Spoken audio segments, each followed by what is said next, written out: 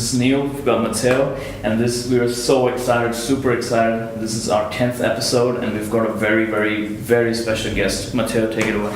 The man beside me needs no introduction. He's given us his time for the privilege to have this interview. In just 10 years after graduating university, the man has started a social media risk company that was then acquired by KPMG, which he sat as a director for 4 years, and then after that, he got on the Legislative Assembly as an MP for Mali, as well as the Legislative Review Committee. Ladies and gentlemen, this gentleman has completed more than half of his inaugural speech promises, as well as having 120 speeches on Hansard. That's just the recorded one, folks. Ladies and gentlemen, we give to you Mr. James Griffin.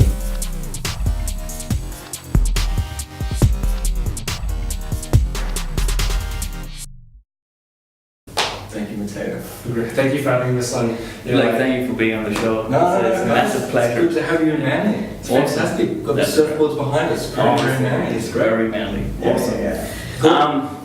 So first question, we were doing a bit of research, on your history, on your story, and you came from an army background, and that's something we have in common. So my dad's in the Indian Army as well. Okay. Yeah, he's serving. So how was that for you growing up? Yeah, look, I think, as you know, Matteo as well is a sort of citizen of the world, I guess. Yes. You guys are from elsewhere and here in Australia right now, and I think that growing up in a military family brings with it a lot of opportunities that other people in your traditional kind of families wouldn't experience. And I think one of those for me that stood out was the fact that we would be posted around quite often, almost yearly or every 2 years. And I think growing up as a child, if you know no different, then that's fine. But maybe subconsciously you start to learn that the world is about perspective, and different parts of the world and different parts of a country have a lot to offer, but you kind of have no roots, yes. right? You don't really grow up in a town in the typical sense of a lot of people and peers at university and friends would have. So in that way, when you do find somewhere that you settle, you really appreciate the community and the ties that come with that.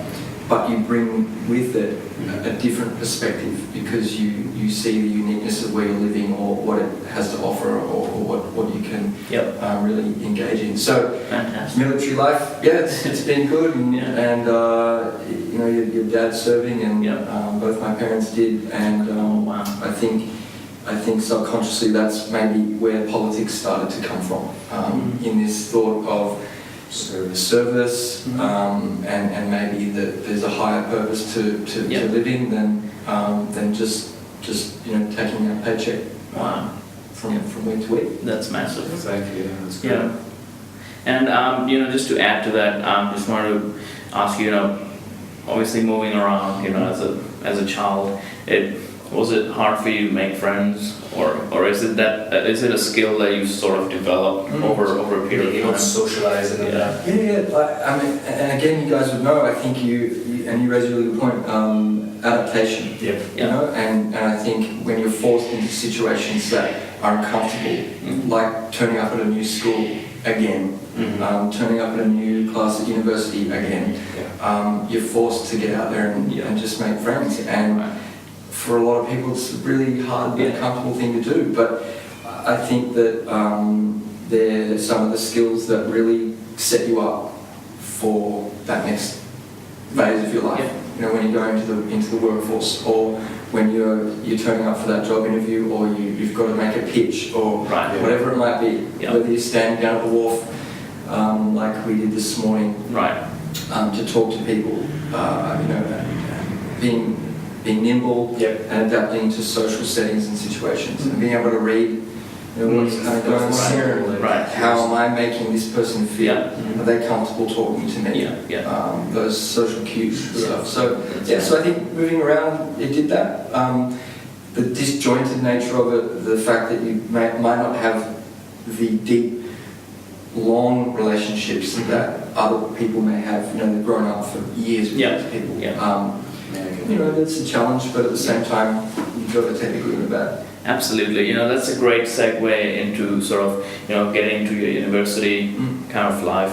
A lot of people have I wouldn't say negative, but they have a preconceived notion about, you know, doing an arts degree these days, you know, because parents want the kids to either go into IT, engineering, law, and, you know, the pretty hard set on.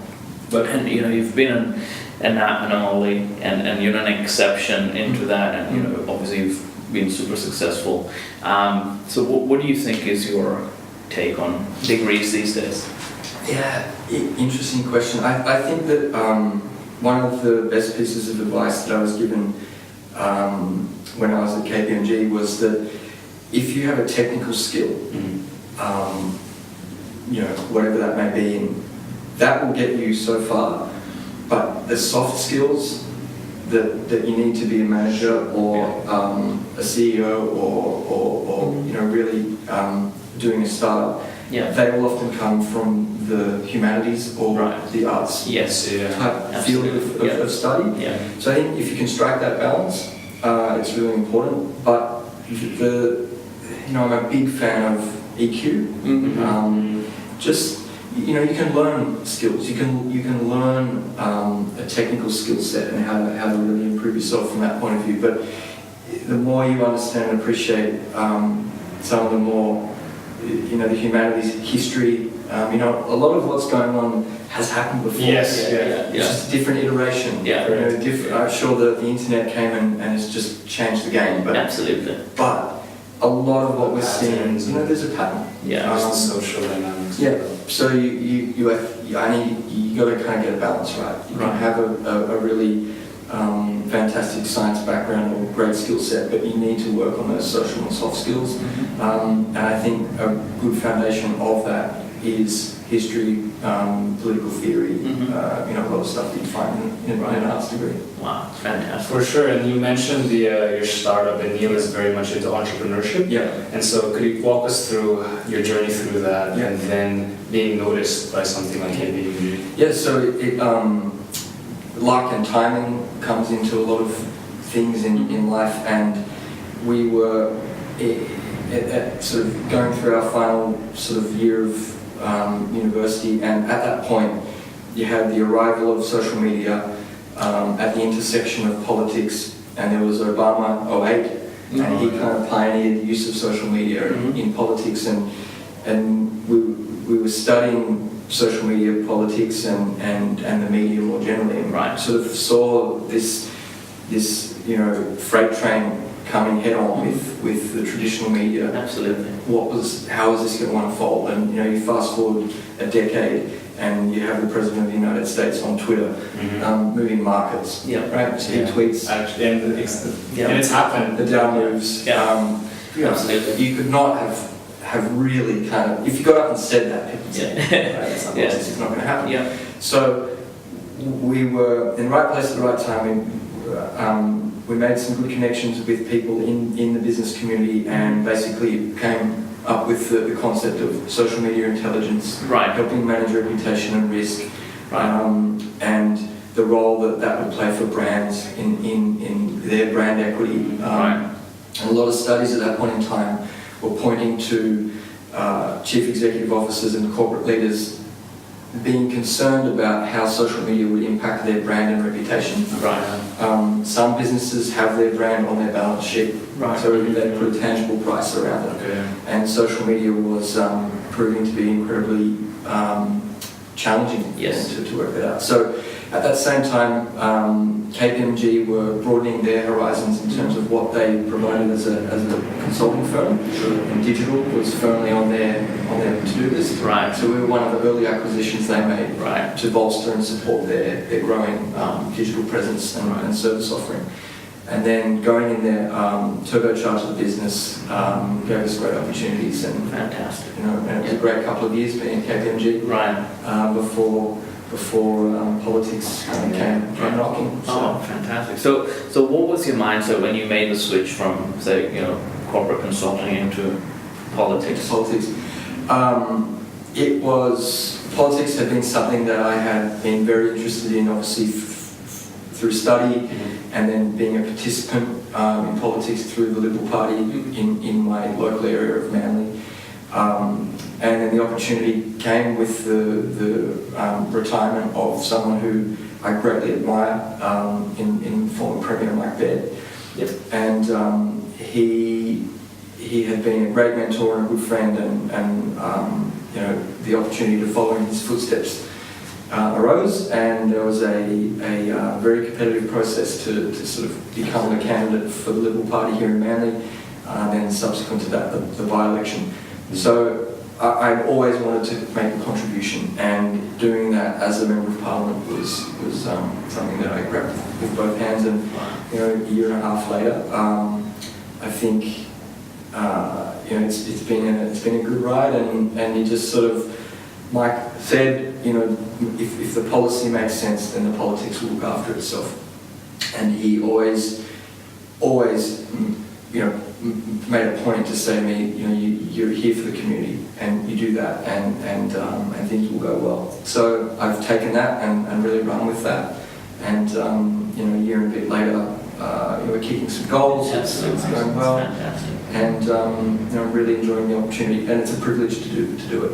It's a real privilege to represent the 55,000 plus voters that make up this beautiful seat of Manly. Yeah.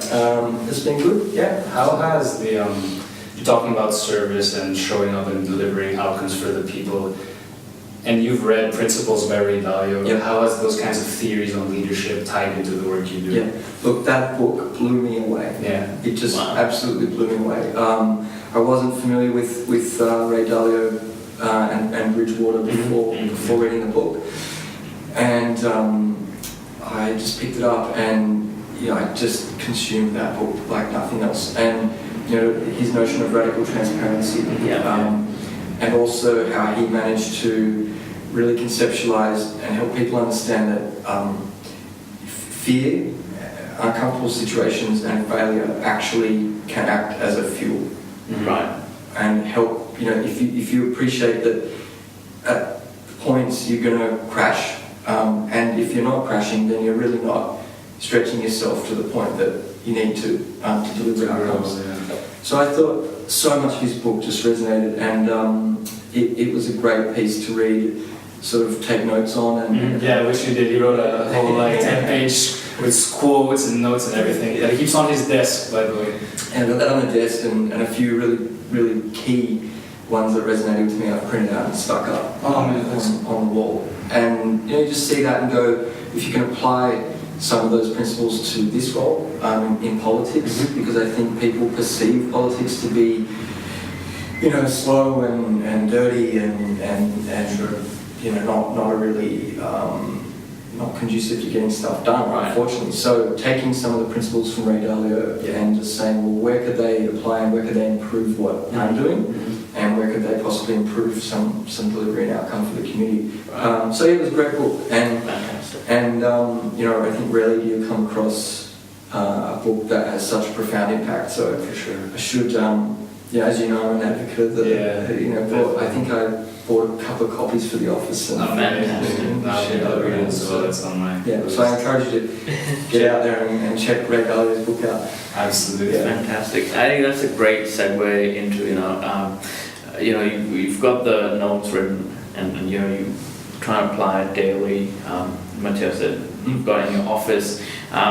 What are the 2 or 3 things that kind of your rituals? What do you do on a daily or a weekly basis? That give you that feeling of certainty, and what if anything goes wrong, you're still doing those things that keeps you going.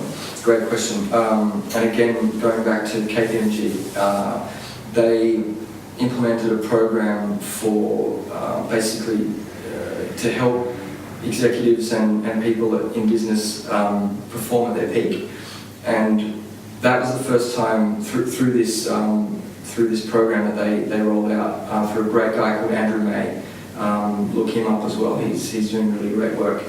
And basically, he demonstrated and explained the link between your physical health and your mental well-being, and the direct relationship between the two. And I was not in good health when I joined KPMG, but I didn't really know that. Yeah. I thought I was sure, but so he helped sort of reframe my thinking in terms of rituals and the importance of having some time for yourself in your working week and in your life. So for me, that translated over time into running. So I really enjoy running. It just found its way as my physical outlet, a reset button. So I will run regularly, often on a Sunday afternoon, just to clear the head for the week coming. And so your physical kind of well-being, and it doesn't have to be, you don't have to be going to the gym and doing 200 kilos, putting on the gains or anything like that. It's just about having a sort of physical outlet. So that's one thing. And the second, he also explained people's energy patterns in terms of whether you're an early riser and your brain's going well in the morning, or are you a kind of midday person, or are you an evening, like a night owl that does work then. So understanding how your body works and then trying to structure your day around that a little bit. So for whatever reason, whilst I don't particularly like early mornings, if I'm in here and there's no one else around and it's just quiet, I get my coffee and you can think. And your flow happens. Yeah, so I like to kind of block out the morning to sort of get going. So between the running, which I find meditative, and the mornings, they're simple. It's really simple. So exactly. I think repeatable, simple. You can get it done. Yeah. Wow. So how long do you run usually? It's normally about 8K. That's just the track that I do. Fantastic. And that would happen every Sunday. Right. So yeah. But everyone's got their own. Yeah. You might just go for a swim. You might go for a walk. But what he demonstrated was the physiology and your body actually needs to sort of get on the move, and the role that has in helping you thinking is direct correlation. Absolutely. And just to add to that, obviously, being a public figure and taking so much responsibility on, there has to be some sort of resistance or friction coming from obstacles, from many sides. How do you deal with that? With the negativity or the sort of the negative people? It's a really hard question to answer, because I think everybody perceives challenges and negativity in their own way, and some people take it very personally, and unfortunately I'm one of those people, which in this role is very difficult, because you do get a lot of criticism and things don't always work out. So if you're kind of taking that on personally, it can get a bit challenging. So I've had to work on that, and I think that at the end of the day, if you've done as best as you can and you've left it all on the field, so to speak, and you can say, well, look, even if it didn't work out and people are still unhappy, I know within myself that I've done as best I can, and there's no regret. So I think managing challenges is, as Dalia kind of pointed out, you just have to realise that they're going to happen and they're going to be there, and don't shy away from the impact of it. Learn from it, learn from the uncomfortable situation, and then kind of use that to inform how you might deal with that particular challenge next time. Right. And I think there's a lot of power in that, because he's just saying, most people will go, oh, that was really uncomfortable and I don't want to go do it again. But if you kind of realise, well, it's probably going to happen again. So what can I learn from what just happened, and sort of change my approach next time. Wow. And just on that, like growing, being on the edge, and kind of innovating your way through the future, I was reminded of your first year anniversary video that you did. And so that's a segue into your social media presence and the image that you build. So what are some of the things? I think the media is so fragmented now, and there was one early piece of thinking I did in the role was, well, how can I better communicate with people out there? And just look at some of the statistics around the use of Facebook and the use of Instagram. the perception that it's young people. That's finished. It's it's the demographic. I think 50-year-old plus women, massive users of Facebook, similar on Instagram. The power of targeting on both those platforms is phenomenal. So piece of feedback that's come up over the last year has been you're really accessible, and we appreciate you communicating and the way you do it. And so I've used social media, I think, pretty effectively to just get messages out there and help people understand. But it's also about the tone of that message. Sure. I've really wanted. I think people are tired of politicians arguing with one another. Yeah. So even though I've wanted to directly kind of respond to a few things from other politicians, I just said, you know what, I'm not going to do it. Yeah. Let's talk about what I'm doing, what we're delivering, and review stuff. Just people, respond to that. Right. It's adding value, building the community. Yeah. Yeah. And again, it ties back to the previous question as well. When you're kind of focused on your own, you're not worrying about X, Y, and Z or the resistance. Yeah. Just run your own race, and if you do that well, then it'll turn out. And the running, that was the video. Yeah, exactly. Yeah. Yes. It was. As I said, running is my outlet. Mm-hmm. So we thought, let's do something that is real and explains or illustrates what I've delivered in a different way. And I think people also don't want to be reading, here's what I'm going to do for you. That's important, but here's what I've actually done. Yeah, right. And so there was a kind of bit of that. Yeah. And the running, we ran around and actually showed this is here, this is funding, this is that. So it was a great video. We checked it out. As well as advertising the beauty of Manly. Yeah. People like seeing their own club in school and thing, and different perspectives of the drone. So it's just a bit different, but apply it again. The market, corporate businesses are doing that, so just taking a bit of that and trying to apply that to politics, and not to the extent that everything needs to be dragged across, but from a marketing point of view, I think that's a no-brainer. Yeah, fantastic. The next question is a bit off this now.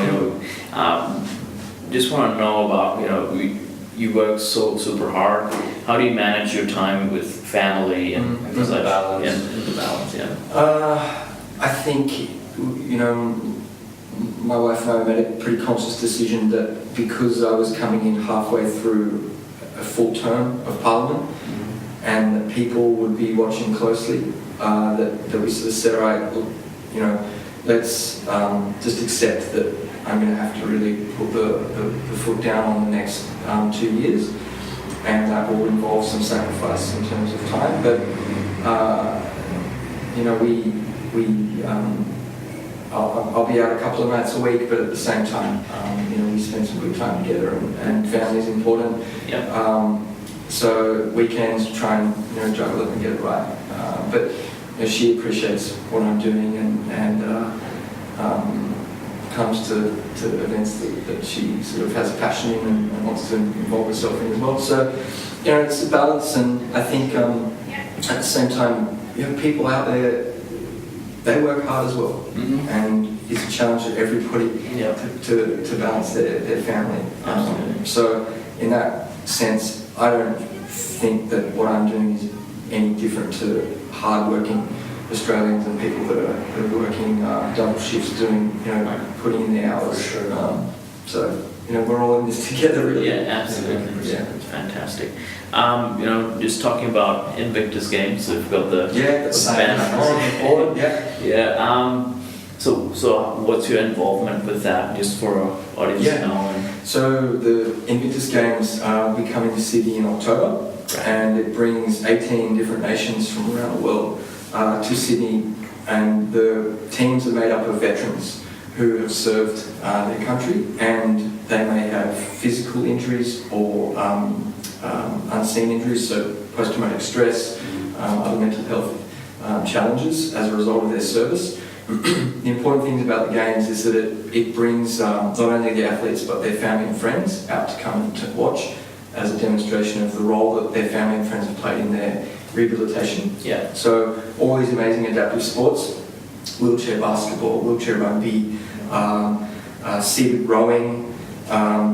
You've got swimming, athletics, sailing. So a really great spectacle in terms of seeing people do amazing stuff. And because of Mum and Dad's military service and my brother-in-law as well, more recently in Afghanistan, I just wanted to get behind the games and what they stand for and what they do. So we've done a few things to promote what they're all about and just making sure people are aware and get out there. So they've done this cool surfboard behind us here, and we'll raffle that off to support the games. And in Manly we're holding an event for the family and friends.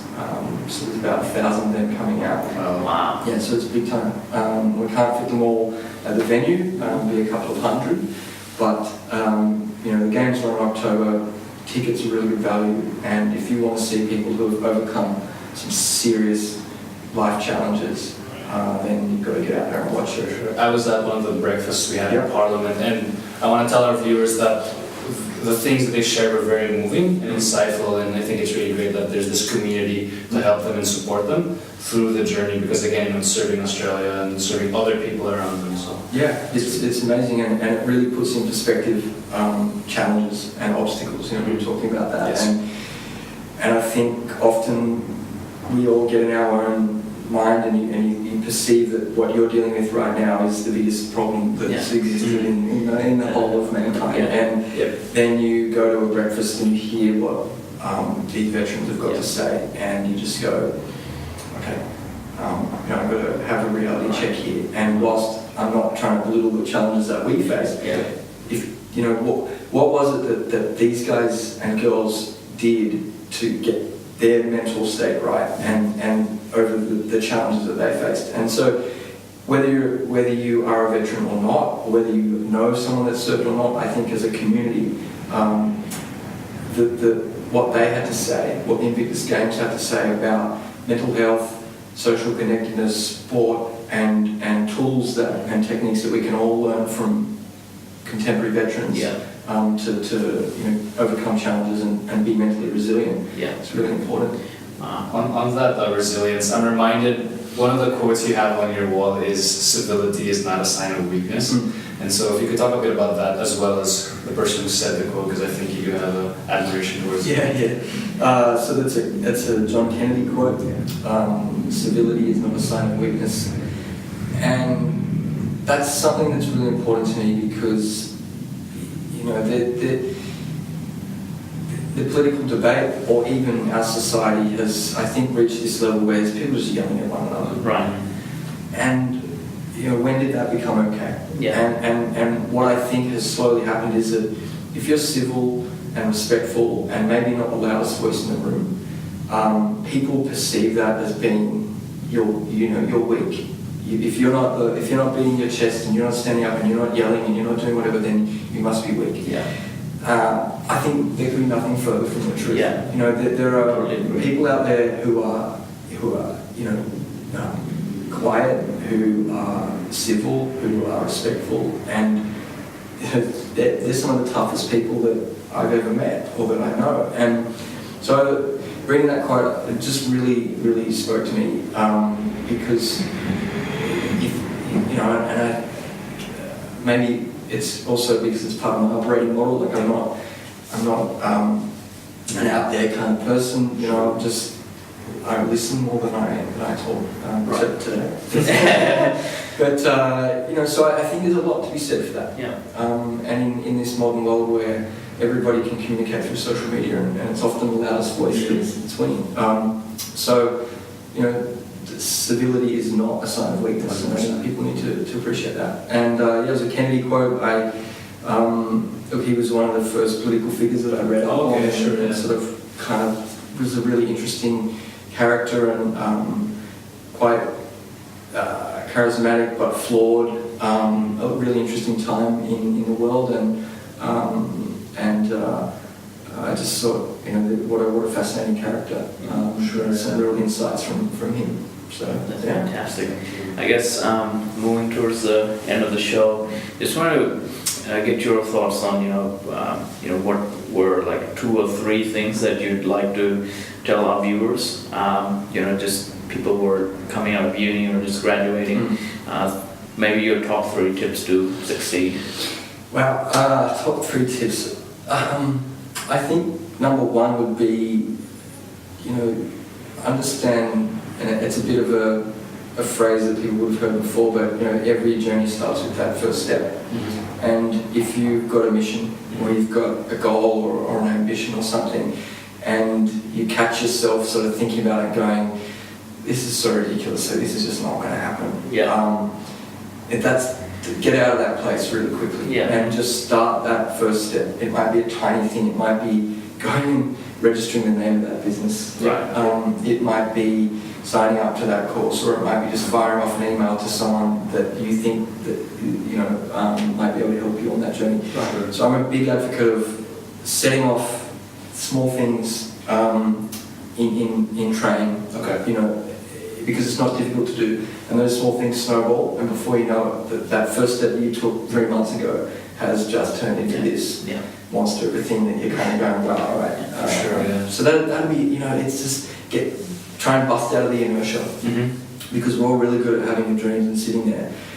But if you don't take that first step, but just find out like what's that tangible first step. Get online and register the business if you're going to do a startup. And then all of a sudden you're sitting there going, I've just done it, so like I better do this next step, and before you know it, I look back and go, wow. So that'd be the first one. I think the second one, it would be, I had a lot of success when we were early on in the startup in just doing the cold email or the cold call or the cold LinkedIn. Buy premium. LinkedIn costs a bit, but it's a good investment. And you'd be surprised if you write an email or a note to someone saying, this is what I'm doing, I've noticed that, or you're someone that I'd love to meet with and talk to. Most people will respond. I'll give you some time. And then that relationship can turn into something else and off you go. So, and